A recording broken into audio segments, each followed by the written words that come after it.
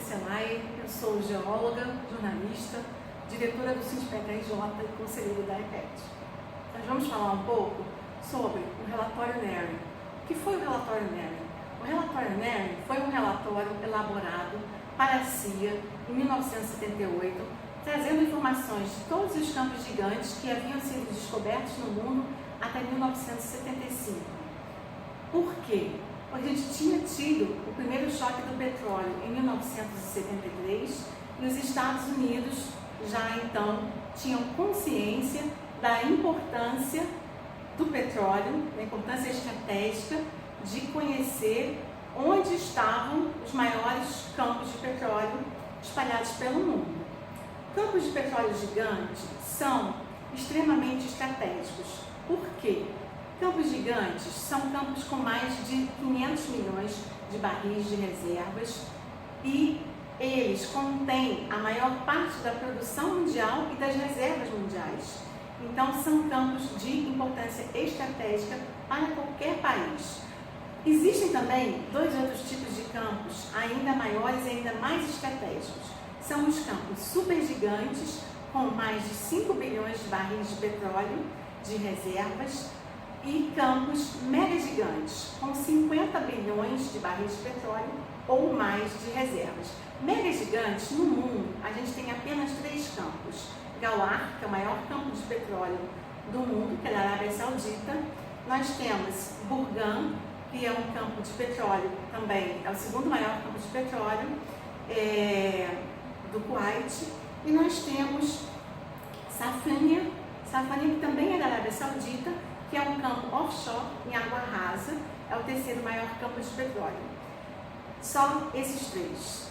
Agora, campos supergigantes. Nós temos hoje em dia no Brasil, mas não foi sempre assim. Nós descobrimos nosso primeiro supergigante em 2006, com o poço de Tupi, que foi o descobridor do campo de Lula, que teve sua declaração de comercialidade em 2009 e hoje em dia é o maior campo produtor em águas profundas, em águas ultraprofundas, maior campo produtor do mundo. Isso por quê? Porque em Búzios o desenvolvimento ainda está sendo feito e as unidades, os FPSOs, estão sendo posicionados e os poços interconectados aos FPSOs. Mas Búzios é o nosso maior supergigante, oriundo da descoberta do Poço de Franco, da seção onerosa. Esse campo é 1,7 vezes o volume de óleo in place de Lula e é um campo muito importante para a sociedade brasileira, que está ameaçado com um leilão do excedente em 6 de novembro de 2019. Então nós vamos falar um pouco mais sobre o relatório NERI e essa importância dos campos de petróleo e gás, que são gigantes. Quando um gigante ele é de petróleo, obviamente ele tem um valor econômico muito maior do que um gigante de gás. Por quê? Porque o gás ele tem um valor grande também para a sociedade como um todo, mas um valor menor. E quando a gente vê hoje em dia uma valorização muito grande do gás como combustível da transição energética, a gente também não deve esquecer que a partir de 1990, a maior parte dos gigantes que foram sendo descobertos passaram a ser de gás, gigantes de gás. Então, por não estar encontrando tanto petróleo quanto encontravam antes na sua forma líquida, que as indústrias de petróleo também vão ter que saber tirar valor de todo esse gás que elas descobriram, então, a partir da década de 90, e continuam descobrindo. O gás, ele é extremamente importante porque o gás pode substituir o óleo combustível na geração de energia das indústrias e, com isso, eliminar uma poluição do nosso ar muito grande, É um combustível que também é valioso, mas o petróleo é o petróleo. E quando você tem um gigante que tem óleo e gás, ele é chamado um gigante composto. Nessa época do relatório NERI, tinha menos de 300 campos considerados gigantes conhecidos, 272, sendo que 243 eram gigantes de petróleo, 29 eram gigantes compostos, 36 eram possíveis prováveis e 117 possíveis gigantes. O relatório da CIA, então, definiu qual critério que eles iam usar de campos gigantes, foi esse critério de reserva.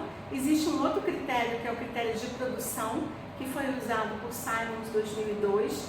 Para ele preferiu usar a produção de 100 mil barris por dia, por mais de um ano, para classificar um campo como um campo gigante, porque o que uma companhia se refere como reserva pode não ser exatamente igual ao que outra companhia está contabilizando como reserva. Então, por essa discussão, Simons preferiu o critério de produção.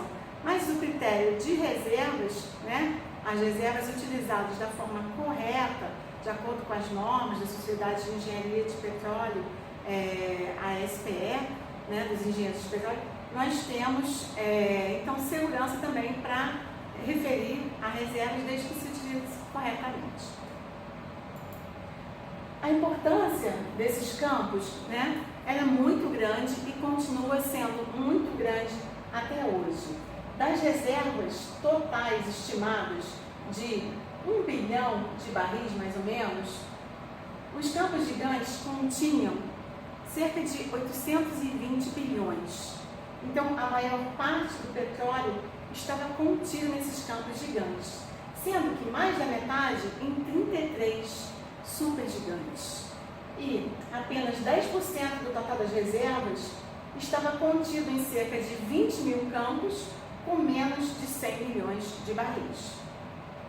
Então, a distribuição dos campos, o tamanho de um campo, é muito importante, diz muito sobre tanto a quantidade de petróleo, as reservas que você vai poder produzir a partir daquele campo, quanto, né, a própria produção. A lista de campos gigantes, naquela época, contava com os 5 maiores: Ghawar, Burgan, Bolívar, na Venezuela, Safânia, na Arábia Saudita, e Humaira, no Iraque. Iraque, aquele país onde foi feita uma guerra sem arma química, para se apoderar dos campos de petróleo e gás. Distribuição dos recursos pelas principais províncias em 1975.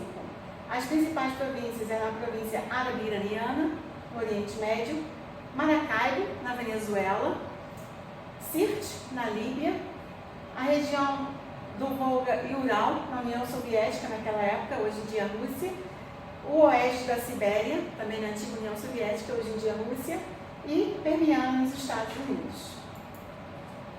O número de supergigantes descobertos no mundo, né, era muito importante, mas é um número que, como a gente falou, ele vem diminuindo a partir dos anos. Tem um estudo muito bom sobre isso, que é o estudo de Robelius, de 2007, que mostra melhor essa diminuição dos campos gigantes, principalmente porque esse relatório foi feito ainda na década de 70.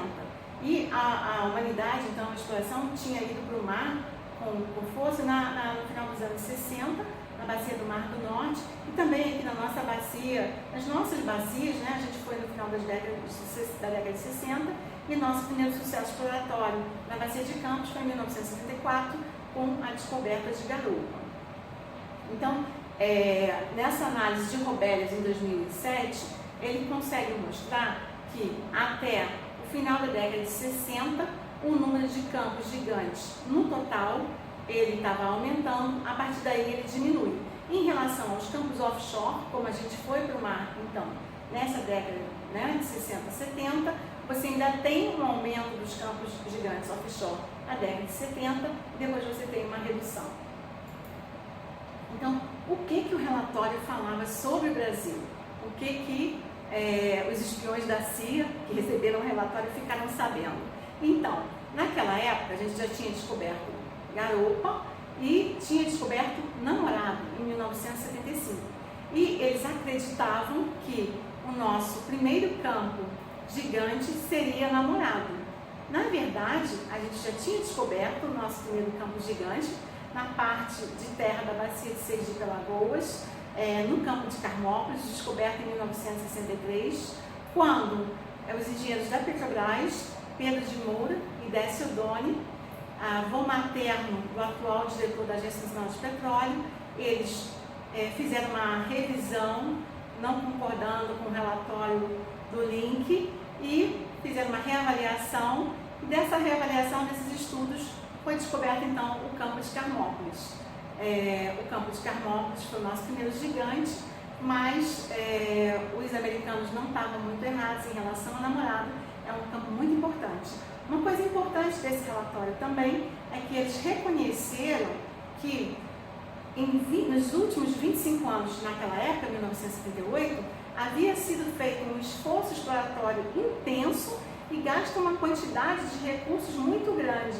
E isso tinha sido por quê? Porque a Petrobras foi criada em 1953 e fazia exatamente 25 anos que a Petrobras existia, a nossa estatal de petróleo e gás, naquela época com o monopólio dessas atividades, que então estava buscando, né, a energia para atender a demanda de seu próprio país. Nenhum estímulo é melhor do que esse.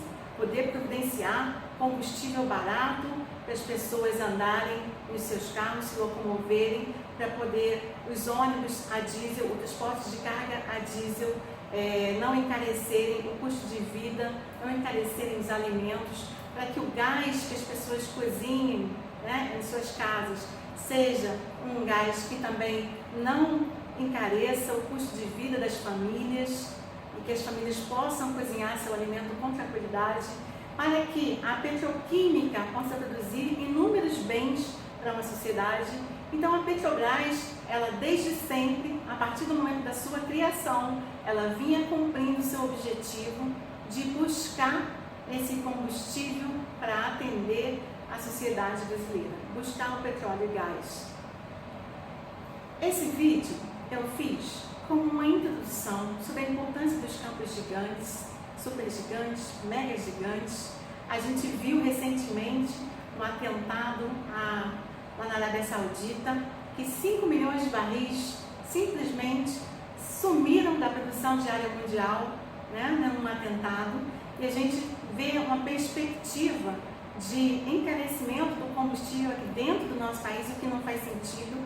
Mas por quê? Porque está sendo executada uma política de paridade com o preço internacional, que prejudica a nossa própria empresa estatal, que foi tirando a nossa margem na distribuição, enquanto a gente não tinha ainda vendido a BR, enquanto a BR era nosso controle, a gente já vinha perdendo desde o começo dessa política errada de preços, de paridade internacional, executada na administração Pedro Parente, continuada na atual administração.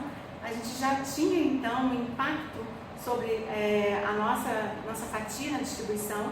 Isso também gerou uma margem ociosa nas nossas refinarias, porque isso favoreceu a importação que compete com a gente, e isso prejudicou mais a população, porque é a população que paga, inclusive embutido no preço que ela paga, no preço que sai da refinaria, ela paga o frete que o importador paga para trazer o óleo diesel dos Estados Unidos para cá. Se eu fosse vender laranja brasileira na Flórida, será que o produtor da Flórida ou da Califórnia de laranja iam aceitar, esses produtores, que eles pagassem o meu frete para que a minha laranja fosse competitiva lá? Eu acredito que não, muito menos petróleo. Então, nós temos aqui produção de petróleo para atender nossa demanda. A exportação de petróleo bruto não é o que vai gerar maior riqueza para a nossa sociedade, e é importante que a nossa sociedade como um todo se organize agora para defender a Petrobras, para defender as refinarias da Petrobras, para que a gente possa sim, no futuro, voltar a ter uma política de preços melhor para o cidadão brasileiro, melhor para o país, melhor para o crescimento da economia. Muito obrigada.